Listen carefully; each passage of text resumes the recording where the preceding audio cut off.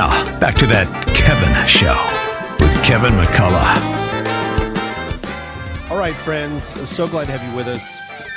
And I want to say very, very earnestly, a deep, heartfelt thank you to those of you, and there's a few dozen of you so far, that have jumped on board with us on our anti-slavery, anti-human trafficking campaign for 2023.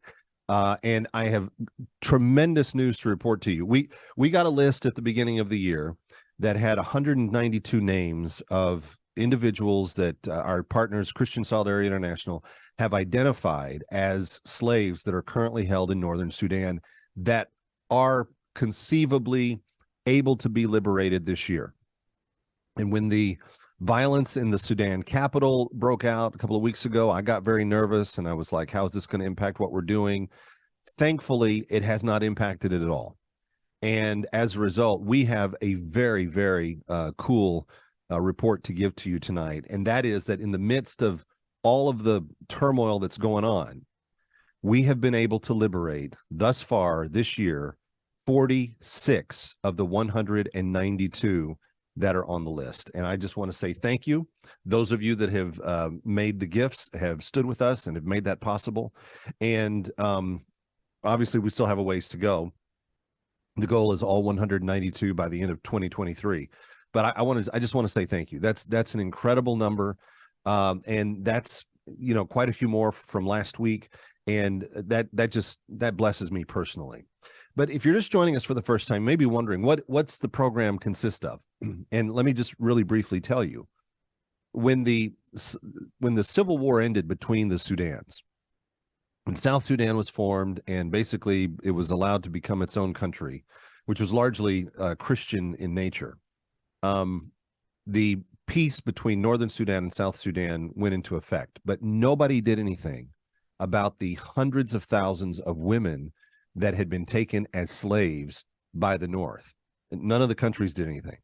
And Christian Solidarity International has been on a one-by-one basis negotiating and securing the release of these slaves in very, very meticulous fashion, just one at a time, going and identifying them, finding them, and getting them liberated.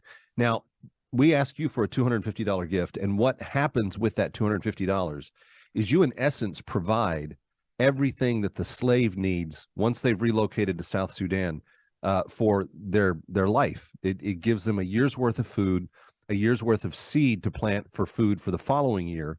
It gives them utensils to cook, sow, garden, even to fish with, and it gives them the ability to kind of begin to stand on their own 2 feet. It gives them some helps in terms of shelter to be able to be protected from the weather, blankets to be kept warm. There's just a bunch that goes into what's called this bag of hope. And kind of the coolest part of all of it is the little she-goat that each slave gets when she is liberated, and that turns into a little micro-enterprise, making cheese, milk, etc., having more kidlets and being able to sell those and help support her family, etc. But that's what's happened in the when you give your $250 gift. That is what ends up being given to the slave as they've come out of their terrible situation in northern Sudan. But I want you to know exactly the types of people that we are liberating and the types of people that have been helped by what we've done. Take a listen. This is the story of Nayanut. My name is Nayanut. I was about 15 years old when I was captured. My mom had spent the last few days teaching me all about what it meant to be a good wife and a mom, showing me how to cook and sew. She had hoped I would get married in the future. One day I was out collecting firewood, and that was when the Arabs found me and captured me and took me to Sudan without the chance to tell my family goodbye. It took me many days to walk the complete journey. They gave us boiled sorghum as we went, and the men that had been captured with us faced grave dangers. They were considered to be spies, and most of them were killed right in front of us. Upon arrival in the north, I was sold to a master in Miriam village. and then I was sold almost as quickly to another Arab in Magalagate.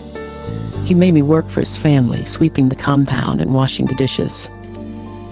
They worked me long and terrible hours, pounding sorghum, fetching water.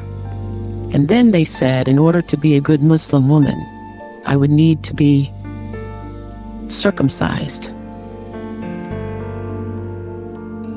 I was held down as it happened, and then I was forced to marry. Against my will, they forced me to work even when I was sick. And if I did anything that made them angry, they would beat me. My master never bought me any clothes, never paid me for any of my work, and barely ever fed me. Then one day, I heard about a CSI retriever, and I ran to find them in the town. As it turned out, they were freeing slaves in my region, and they had not known about me. But I think God allowed me to find them because they brought me home. We walked that same journey back to South Sudan. And today I thank God because I am free. I thank the Arab retriever because he helped. I thank CSI and for those who gave. I cannot thank those of you who gave money to help us become free ever enough in all of my life.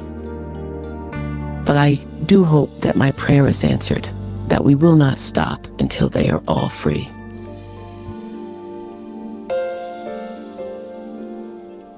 That's the story, the real true life story of Nayanut, and as it was told to the CSI team and then interpreted into English and obviously voiced over by an actress that interpreted that story.